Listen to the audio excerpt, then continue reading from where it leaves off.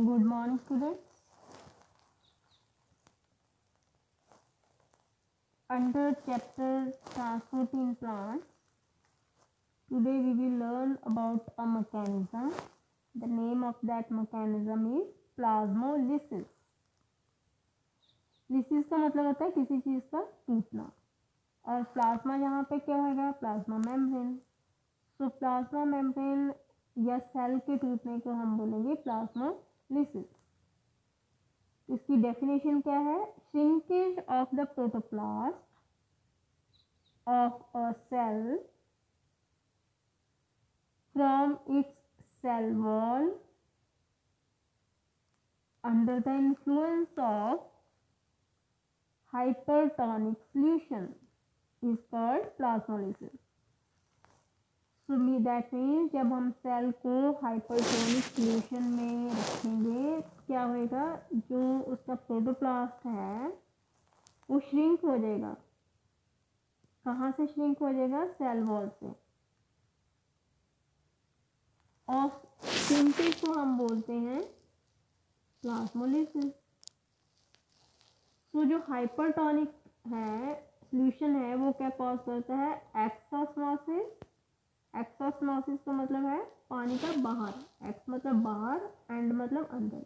So withdrawal of water from cytoplasm. मतलब cytoplasm जो cell के अंदर पानी है या लिक्विड है वो कहाँ? साइटोप्लाज्म से बाहर जाने को हम बोलते हैं एक्सोस्मोसिस. और साइटोप्लाज्म से then the central vacuole of the cell. तो हाइपरटोनिक सेल से सेल में जब भी हम हाइपरटोनिक सॉल्यूशन में जब भी हमने सेल को डालना है तो कौन सी प्रोसेस होएगी? उसको हम बोलेंगे एक्सोस्मोसिस. एक्सोस्मोसिस का मतलब होता है सेल में से पानी का बाहर जाना. The size of the cytoplasm as well as a central vacuole and hence the protoplast become reduced. इससे क्या होगा? सेल श्रिंक हो जाएगा. श्रिंक का मतलब ही ये होता है कि उसका साइज क्या हो जाएगा? कम हो जाएगा, रिड्यूस हो जाएगा. ठीक है, क्या क्या रिड्यूस होएगा? एक तो cytoplasm as well as a central vacuole जो होता है अंदर में एक बड़ा सा वैक्यूल होता है प्लांट सेल में. आप जब मैंने अपने कराया था आपने देखा होगा. तो प्रोटोप्लास्ट, इन तीनों का साइज क्या हो जाएगा? छोटा हो जाएगा. अब क्या होएगा? जो प्रेशर होएगा वॉल के ऊपर, क्योंकि सेल के बाहर क्या है? उसकी वॉल है. अब pressure on the wall is भी कम हो जाएगा. जो इंटरनल ऑर्गेनल्स का प्रेशर है सेल वॉल पे कम हो जाएगा. तो इससे क्या होएगा? जो इलास्टिक वॉल है वो क्या हो जाएगी? कॉन्ट्रैक्ट हो जाएगी. उससे क्या होएगा? कॉन्ट्रैक्ट होने से साइज जो है सेल का भी रिड्यूस हो जाएगा, कम छोटा हो जाएगा cell. So this is first stage of plasmolysis called limiting plasmolysis. Limiting plasmolysis में क्या होता है? जब साइटोप्लाज्म, सेंट्रल वैक्यूल या फिर third one is the protoplast वो श्रिंक होना शुरू हो जाता है या उसका साइज रिड्यूस होना शुरू हो जाता है, तो वॉल पे जो प्रेशर होता है वो भी कम हो जाता है. इसकी वजह से जो वॉल है उसकी जो इलास्टिक वॉल है वो कंट्रैक्ट हो जाती है. कंट्रैक्ट होने से साइज का सेल क्या वो क्या हो जाएगा? स्मॉल हो जाएगा. इसको हम लिमिटिंग प्लाज्मोलिसिस बोलते हैं. तो लिमिटिंग प्लाज्मोलिसिस पे जो प्रेशर पोटेंशियल होता है वो कितना होता है? 0. And osmotic concentration of the cell जो है इंटीरियर जो होती है वो किसके इक्विवेलेंट हो जाती है? एक्सटर्नल से. एक्सटर्नल सॉल्यूशन में के इक्विवेलेंट हो जाती है. तो सेल को हम बोलते हैं फ्लैसिड. इस कंडीशन में जब इंटरनल और एक्सटर्नल जो है वो प्रेशर जो है इक्वल हो जाता है तो सेल की कंडीशन को हम फ्लैसिड बोलते हैं.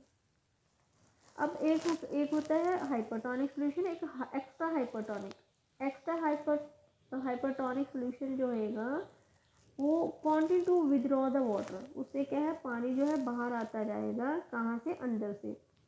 ठीक है, सेंट्रल वैक्यूल से. कौन सी प्रोसेस होएगी? कौन सी मैकेनिज्म से? एक्सोस्मोसिस से. अब जो सेंट्रल वैक्यूल है वो श्रिंक हो गया. उससे क्या होएगा? Similar shrinkage of the protoplast from the cell wall. फिर प्रोटोप्लास्ट की अगर सेंट्रल वैक्यूल हो गया तो प्रोटोप्लास्ट श्रिंकेज हो गई सेल वॉल से. अब जो प्रेशर पोटेंशियल है वो क्या हो जाएगा? नेगेटिव हो जाएगा. जैसे जैसे वाटर बाहर जाता जाएगा तो अब जो है प्रेशर पोटेंशियल जो इनिशियली क्या था? 0 है वो किस तरफ जाना शुरू हो गया? 0 के बाद नेगेटिव की तरफ. So the protoplast withdraw itself from the corner. तो इस स्टेज को हम जब जो प्रेशर पोटेंशियल है वो नेगेटिव होना शुरू हो जाए तो उस स्टेज को हमने बोला इंसिपिएंट प्लाज्मोलिसिस। ठीक है, ये पहली स्टेज थी लिमिटिंग प्लाज्मोलिसिस। अब जब प्रोटोप्लास्ट है वो विड्रॉ कर लेगा फ्रॉम द कॉर्नर अपने आप को, तो उसको हम बोलेंगे इंसिपिएंट प्लाज्मोलिसिस, जबकि प्रेशर पोटेंशियल क्या है, नेगेटिव होना शुरू किया। अब जो हाइपरटोनिक सोल्यूशन है, now enter the cell is in between the protoplast and the cell wall. अब इससे क्या होगा, ड्यू टू कॉन्टिन्यू एस्मोसिस, जैसे पानी बाहर निकल रहा है तो जो प्रोटोप्लास्ट है वो श्रिंक होना शुरू हो गया further and withdraw from the cell wall, अपने आप को सेल वॉल से वो दूर हो जाएगा, एक्सेप्ट वन और अ फ्यू पॉइंट्स, मतलब जो पूरी तरह से नहीं होएगा, कुछ एक पॉइंट्स को सेल वॉल के साथ अटैच रहेगा। इस सिचुएशन को हमने क्या बोलना है, evident plasmolysis, limiting plasmolysis, incipient plasmolysis and evident plasmolysis. ये प्लाज्मोलिसिस की 3 स्टेजेस है। अब ये था प्लाज्मोलिसिस। प्लाज्मोलिसिस सेल का जो है सेल का एक तरह से श्रिंक होना या रिड्यूस होना। अब डी प्लाज्मोलिसिस क्या है, डी प्लाज्मोलिसिस होगा बिल्कुल प्लाज्मोलिसिस के उल्टा होगा। डी प्लाज्मोलिसिस में क्या होगा, स्वेलिंग अप, उसमें क्या था, रिड्यूस होता था ना, यहाँ पे सेल क्या होगा, स्वेल होएगा, swelling up of the plasmolysed protoplast. जो प्लाज्मोलाइज्ड प्रोटोप्लास्ट है वो स्वेल हो जाएगा under the influence of hypotonic solution. तो यहाँ पे सोल्यूशन जो होएगा वो हाइपरटोनिक नहीं होएगा, क्या होगा, हाइपोटोनिक सोल्यूशन होएगा। हाइपोटोनिक सोल्यूशन में जब हमने सेल को रखना है तो सेल क्या होएगा, स्वेल हो जाएगा, तो इसको हम बोलेंगे डी प्लाज्मोलिसिस। और वहाँ पे कौन सी ऑस्मोसिस थी, एक्सऑस्मोसिस। एक्सऑस्मोसिस मतलब पानी बाहर जाना सेल में से, बट यहाँ पे बिल्कुल अपोजिट है, तो यहाँ पे होगी एंड ऑस्मोसिस। एंड का मतलब है अंदर जाना, जब वाटर जो है सेल के अंदर जाना शुरू हो जाएगा तो सेल क्या है, स्वेल हो जाएगा, फूल जाएगा। ठीक है, उसको हम बोलते हैं D plasmolysis.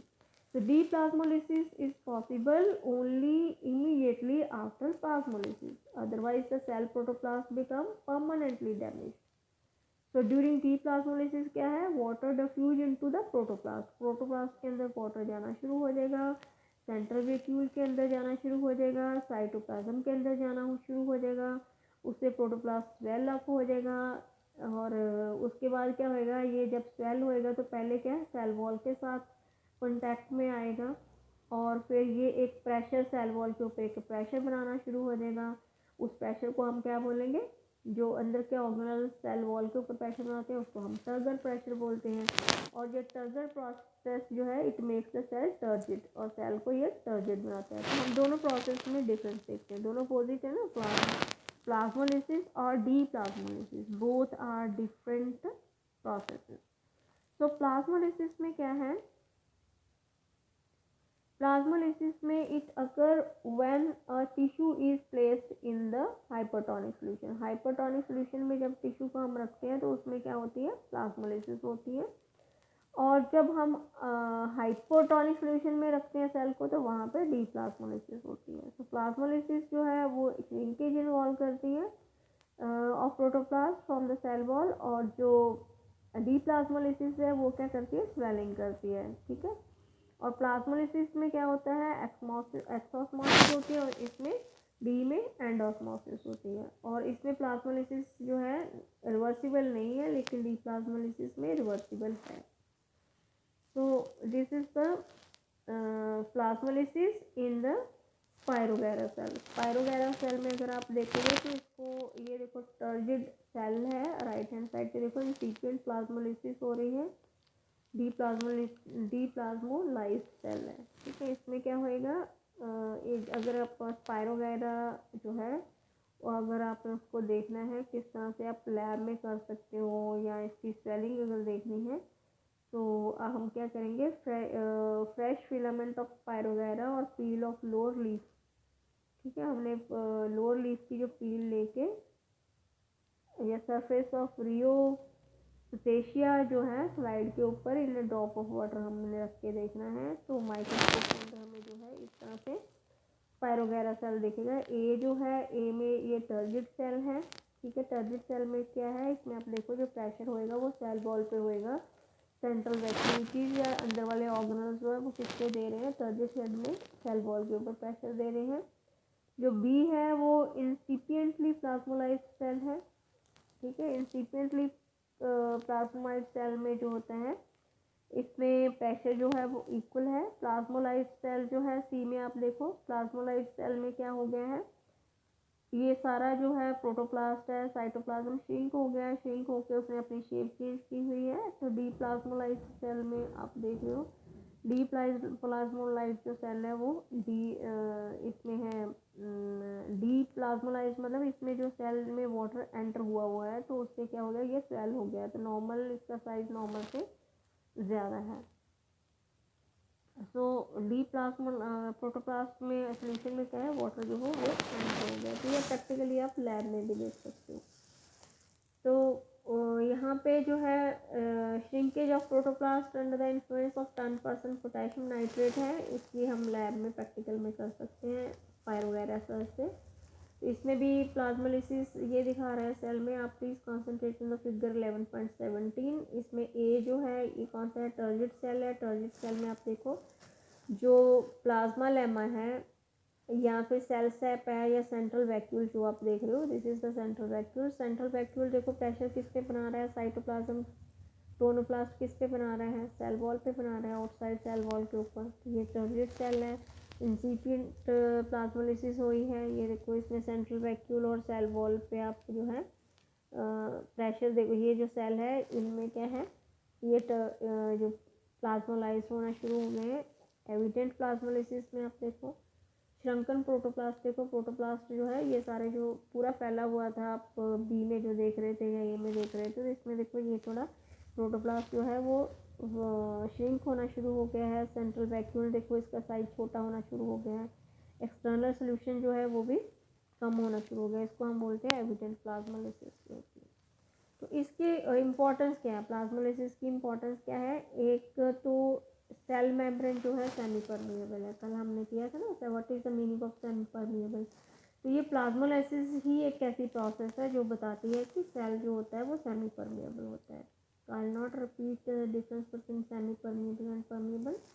So it shows that cell wall is elastic as well as permeable also, ठीक है। इसके जरूरी नहीं है सेमी परमिएबल है। जो सेल वॉल जो प्लाज्मोलिसिस है वो कहती है कि सेल मेम्ब्रेन, ठीक है, सेल मेम्ब्रेन कौन है, जिसको हम प्लाज्मा लेमा कहते हैं, या जो सेल वॉल के नीचे होती है, सेल वॉल के नीचे होती है तो वो सेमी परमिएबल होती है। लेकिन जो सेल वॉल है, this is difference between cell membrane and cell wall.